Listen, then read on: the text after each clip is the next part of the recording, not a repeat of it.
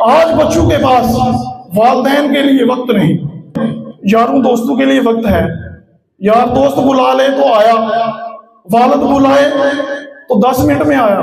اور آج کے نوجوان سن لے، تجھے ان یاروں سے وہ چیز نہیں ملنی، تجھے ان یاروں سے بات کر کے، ان سے پیار کر کے، ان سے پیار سے بات کر کے، مسکرا کے بات کر کے تجھے وہ نہیں ملنا جو تو اپنے والدین کے ساتھ مسکرا کر بات کرے گا تو تجھے ملنا ہے۔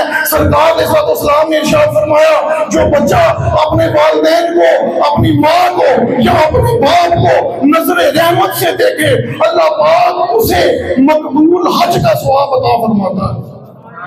یار دے بارے چ نہیں فرمایا، ماں باپ دے بارے چ فرمایا۔